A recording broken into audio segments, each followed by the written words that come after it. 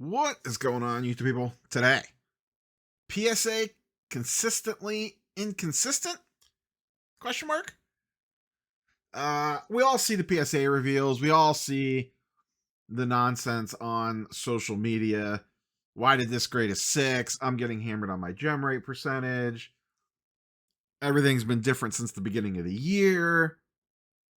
I don't watch a lot of PSA reveal videos that much anymore. I just don't have time. The only one that I still do watch, because I trust what he is saying in regards to how the card should grade. A lot of this stuff, I've watched these PSA reveals where, they're like, oh my God, I can't believe this got a 7. And they like flip the card over and the corner is completely wrecked. And it's just like, did you forget to look at the back of the card too? There was one I watched the other day and I forget the channel, but literally they showed like 15 cards and they were wondering why like 12 of them got the grade that they got. And you could see like huge, crazy print lines, surface defects, all sorts of nonsense. So the one that I actually trust their opinion on when they say, boy, oh boy, I don't think this card got the grade that it deserves, is one Mr. Elite Co. 3, who I feel like most people are familiar with his work, famous for PSA reveals, especially of 80s, 90s, early 2000s stuff. If that's your jam, highly recommend checking out his channel. And he has been, very critical of PSA over recent months in regards to their grading consistency, shall we say. Now, this is data we have looked at before, but I have not updated this in months. Shout out to GemRate for providing the data. This is PSA's gem rate by era over time. And this is strictly looking at sports cards, I should mention. This is 2024 data. So what I want to focus on here are a couple lines towards the top. The orange line at the top is 2020s stuff, so ultra modern. The 2010s, the light blue line, is more modern. The black line, the bolded line, if you will, the third one down, that is essentially the total gem rate percentage of all eras combined. And then you drop down, greens is 2000, yellow is 90s, the dark blue is 80s. The gem rates get lower as you get older. Makes sense. So this is what it looked like throughout 2024. And as you can see, it started in the 50s. And then when we got to August, end of summer, early fall is where things started trending down, especially on the modern and ultra modern side of things. You have mid 50s, and then it ends the year in the high 40s. The 2010s is in the mid 40s and ends in the 38s. So a wild swing there on that era of stuff. Now, there was the controversial centering change stuff towards the beginning of the year when they updated their terms and their grading standards. PSA basically said nothing actually changed. We just updated the verbiage. Was that the case? Maybe things had changed already. No one really knows for sure, at least that is going to speak publicly about it. The party line is that nothing actually changed. You could take that for what it's worth, or you could say that's just not the case. Make up your own mind there on what you want to believe. Let's look at 2025, shall we? Because things change quite a bit. So the three numbers that we'll take away here are to end the year 47, so basically 48%, 38%, and let's call it 36% for those three key categories. So 48, 38, and 36. And then when we move over to 2025, where do we sit currently? 42, 35.5, 34. And you could see the year, at least in the ultra modern, starts out at about 46%. In the 2010s starts at about 35%, and the overall is just under 34%. Outside of this 46% mark, it's been fairly consistent throughout the year, especially in these two lines specifically, it's basically been flat, no real changes up or down. The ultra modern one has slightly downshifted over time.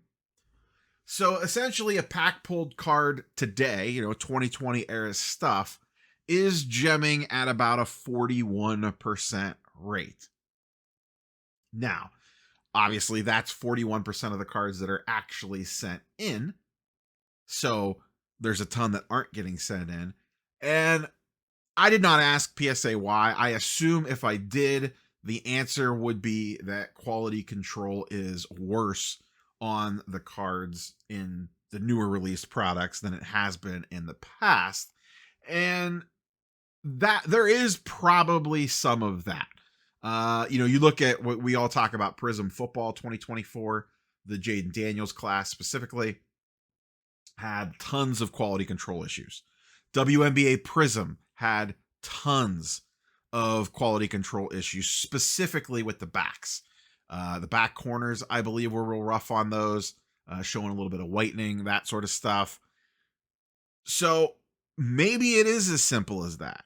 Maybe it is they're grading a little tougher. Maybe those centering changes were real and not just a stealth change.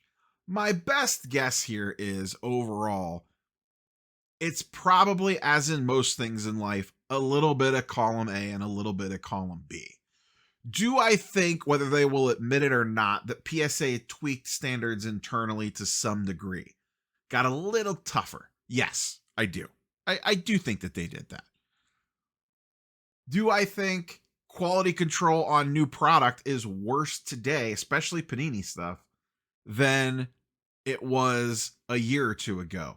Yeah, I do, because I've seen WNBA Prism. I've seen Prism Football. I've opened some of the recent Topps releases. It's more Panini specifically, I think. That actually might be interesting data, looking at Topps versus Panini quality control on what gets graded. But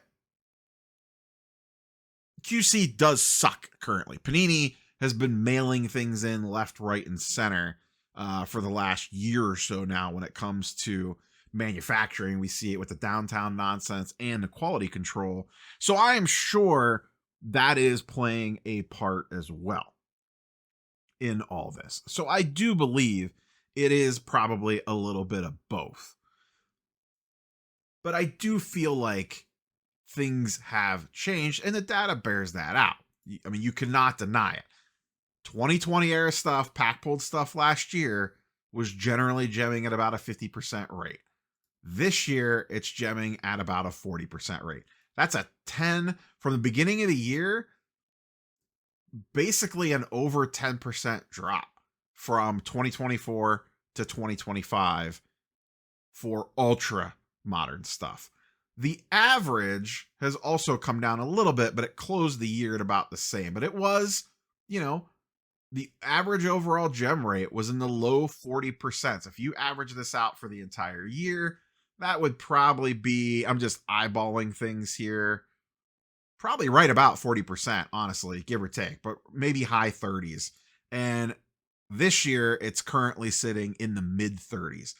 Basically, once again, eyeballing things here, probably about 34.5%, 34% overall for the total gem rate for the year. That's a pretty decent shift, about a 10% drop overall. So let's chalk 5% up to that, to them grading a little tighter, and 5% of just poor quality control on cards. And maybe it's new people coming in. They don't know what they're looking for. I don't know. You got to remember, you're getting a lot more. And that's, I'm kind of just thinking on the fly here that maybe that's part of it as well. I would be willing to bet in the year of 2025 that you have more inexperienced submitters than you have had in the past. Why? GameStop. Yes, a bulk of the stuff coming from GameStop is TCG driven, and those numbers are not included in here. This is just sports card data. But they are getting, there are getting some sports cards through that. Is that enough to tank it? I don't know. Is it enough to drag it a little bit? Possibly. So maybe that's playing into it as well. Maybe it's a little bit of, maybe they are grading a little tighter. Maybe quality control does suck a little bit more. Maybe they're getting more orders from inexperienced submitters that don't know what they're looking at and are getting burned. Go scroll through the sports card nonsense Facebook group on a daily basis. And maybe it's they're backlogged to a degree and they're just grading slightly more inconsistently. Don't know. Like I said, it's probably a little bit of all those things, to be honest. But I just wanted to update the data. We have not looked at this for months. I think the last time I looked at this was like February or March, maybe. I think it was like a month after they announced that switch, or didn't announce the switch, got caught with the switch on the standards, or update to the language, I should say. Let me be accurate here. But I haven't looked at this stuff since then, so I was just kind of curious, poked the old Gemrate and said, hey, you got an updated version of that? And he said, I sure do, buddy. And sent it on over. I threw it in the chat GPT, had it generate some charts, and here we sit. So what are you all experiencing out there?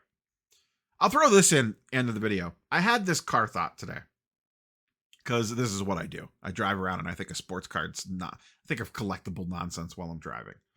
So I'm going to spitball an idea at you. I'm curious for your thoughts on this one. Because you see a lot of like, oh my God, I can't believe this card got a blah.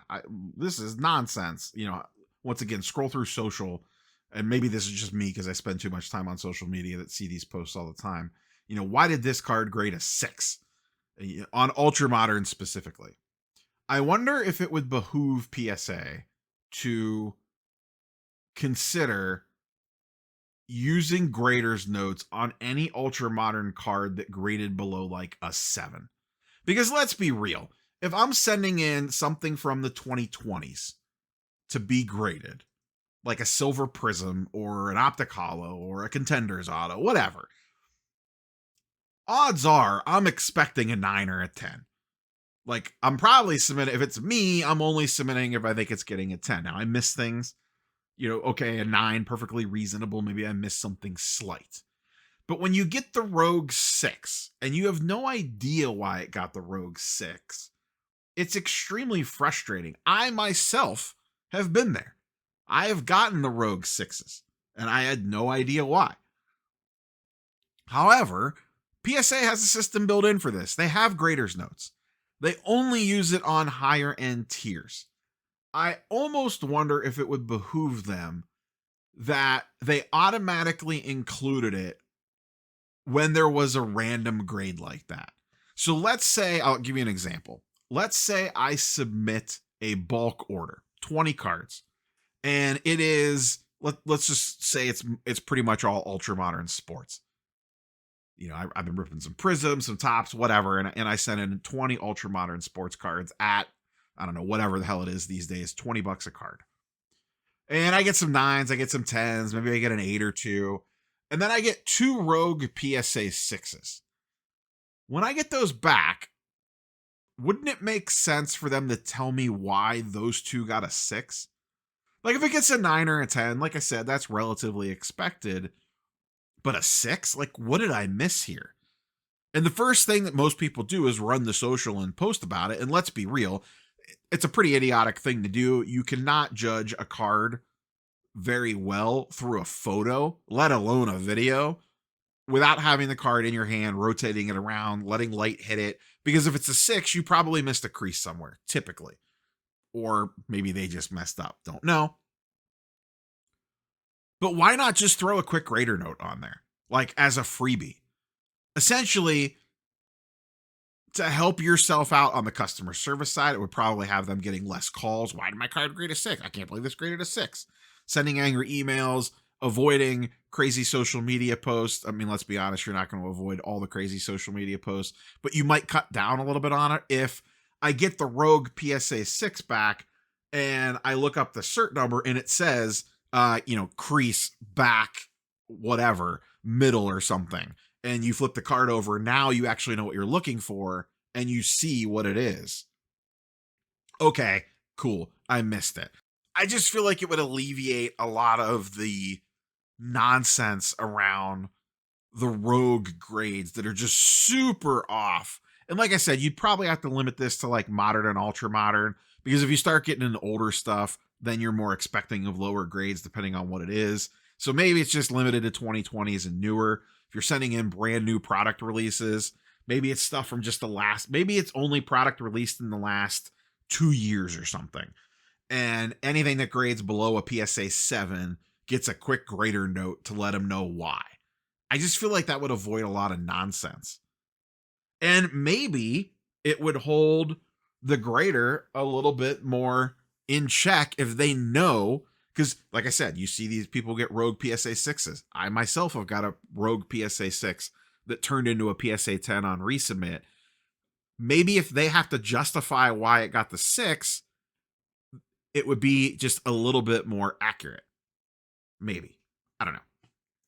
Curious for your thoughts on that one. Just literally a random idea I had while I was driving around today. That's all I got for you, boys and girls. As always, curious for your thoughts and comments down below. Catch you on the next one. Peace.